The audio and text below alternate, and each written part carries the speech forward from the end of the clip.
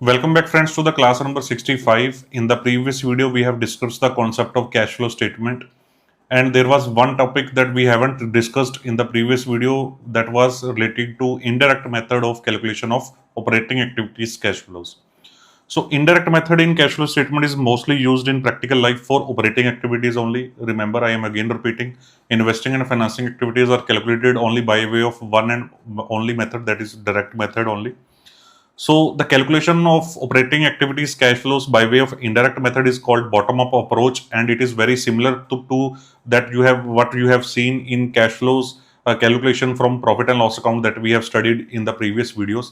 But there were some drawbacks also that we have studied in the previous videos, and those drawbacks are getting removed practically in this indirect method calculation. This is the only difference between this method of cash flow calculation and that method of calculation or cash flow calculation that we have studied in the previous videos. So you start with the net profit after tax. You can start before tax as well, and you need to deduct tax later on. So I have started with the net profit after tax here, and I will add back all the non-cash expenses that you have or you are already aware of, because these non-cash expenses like depreciation, preliminary expenses written off does not affect any cash flows of the business. So these need to be added back. Then any non-cash incomes, like we have calculated the cash flows in previous videos, they need to be minused, they need to be deducted, because there is no cash inflows from them.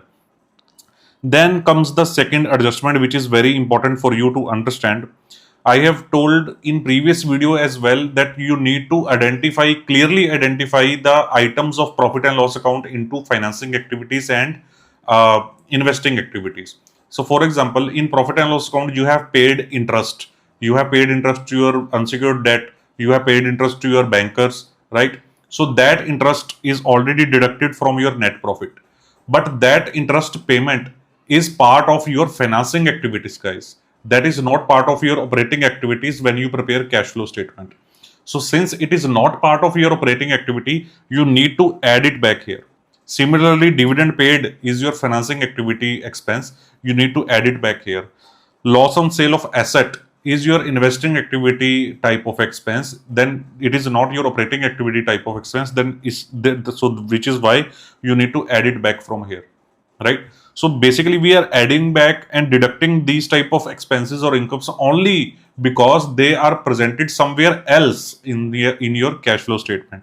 Similarly, dividend received is your investing activity because you have received dividend from your investments.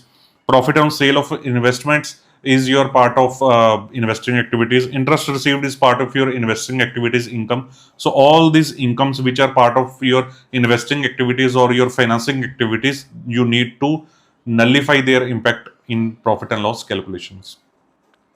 So when you nullify them, then there is only one thing that you need to adjust, which we call the working capital changes. Now this is the important concept that you need to understand clearly from this video. This is the core theme of this video that you need to understand. The above that we have discussed is very simple, that you have already understood by way of your own judgment. We have studied in previous cash flows calculations as well.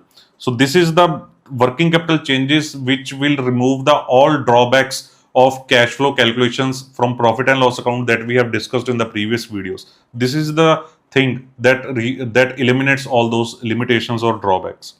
So what are working capital changes that you need to adjust and why?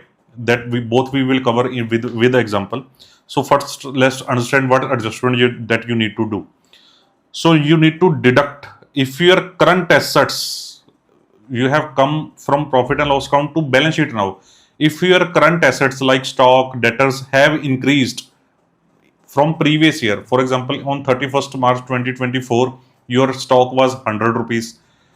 31st March 2025, your stock is now 120 rupees. So there is 20 rupees increase in your stock in nutshell in 2 periods, right? So that 20 rupees increase in stock you need to deduct from here. Why we are deducting this? We will understand this by way of a simple example. So similarly, opposite of that, if your current assets are increasing, you are deducting it. If your current liabilities are decreasing, your creditors have reduced, then you have to, the net figure you have to deduct from here. For example, your creditors were 100 rupees on 31st March 2024, and then 31st March 2025 your creditors are 80 rupees only, so they have reduced by 20 rupees, so you will deduct 20 rupees from here. Then you have to add back the inverse of this, the opposite of this. You have deducted the increase in current assets, you will add any decrease in the current assets. Suppose your debtors have decreased, then you add the net figures here.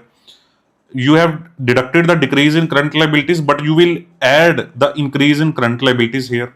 So these are the net working capital changes that you need to do, and the net result will be your net cash flow or used in your operating activities. So now the question of understanding here is why we are doing this. So let us understand by way of a very simple example. So suppose your sales is rupees 500, your purchases are rupees 450, and there are no other income and expenses in the business. So your net profits are what? 50 rupees. So your net profits are 50 rupees. If you go by way of traditional method of calculation of cash flows, you will say that these 50 rupees are my EBITDA, these 50 rupees are my cash flows, since there are no other non-cash expenses or incomes in this profit and loss account, right? So let us combine this 50 rupees with current assets changes, right? I want to see whether I have received these 50 rupees in actual cash or not. In traditional method of calculation that we have discussed in previous videos, all these 50 rupees represents your cash flows. But cash flow statement actually tells you the true picture. Now you want to see whether these 50 rupees are actually received in cash or not. So there are two items: sales, purchase, your net profit, and your current assets and your current liabilities. So let us understand. So you have done the sales of rupees 500 during the particular period, but that 500 rupees may not represent actual cash generated in the business. You may not have received all these 500 rupees in cash during the year. Why? Because the opening amount of 500 were receivable during the year. You have done sales in previous years as well, and these 500 rupees were not paid to you.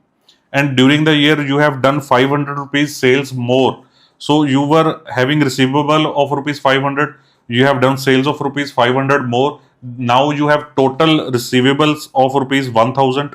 You now have outstanding of rupees 1000 from the market that you want to receive, and now on the closing position you saw that you are now having receivable of rupees 400 only. So you were having total receivable of rupees 1000, and now you are saying that your present position is that only you have 400 rupees receivable from the market. So which would mean that you have received 600 rupees from the market in actual during the particular year. During the year under adjustment, not the 500, you have actually received rupees 600 from the market, right? So your cash flows are not rupees 500, your cash flows are actually rupees 600, right? So similarly for purchases side, if we see that you were having 400 rupees payable, or at the start of the year you bought 450 rupees material more, so your total payables are now 450 and rupees 400, that comes to rupees 850. 850 represents your total payable amount. Now at the end of the year you are saying that 250 is the net amount remaining payable, so which would mean that you have paid 600 rupees in actual in cash during the year.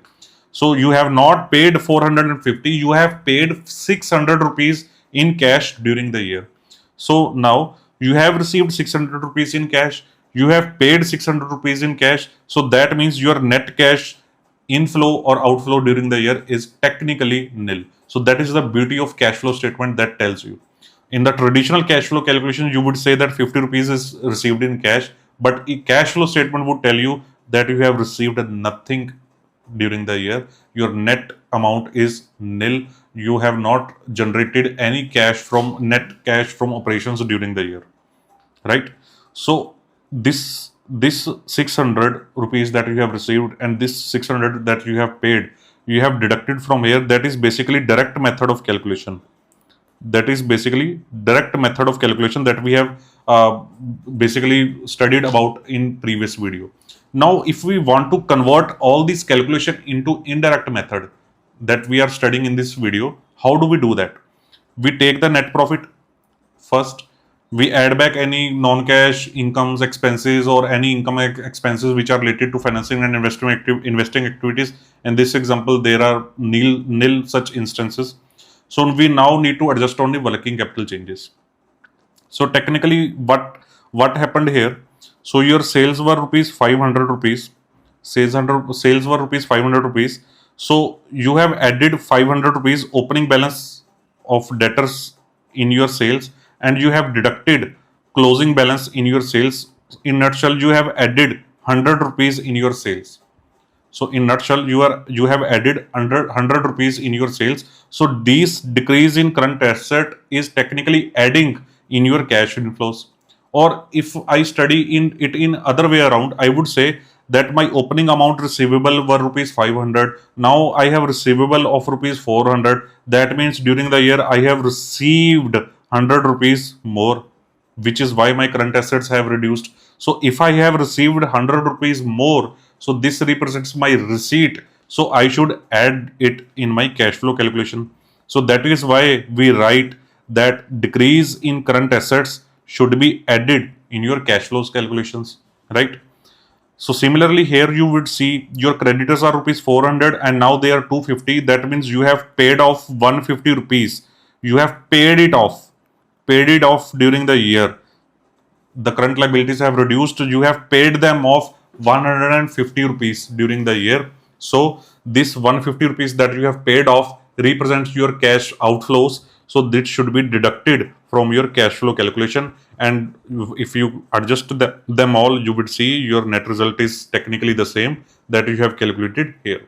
So that is the concept of cash flow statement by way of direct method and indirect method, both with the adjustment of working capital changes. And I have explained to you logically as well why we are doing these working capital changes. I hope you have enjoyed this video. We will see in next video what are the limitations and drawbacks of cash flow statement. Stay tuned in this channel. Thank you very much.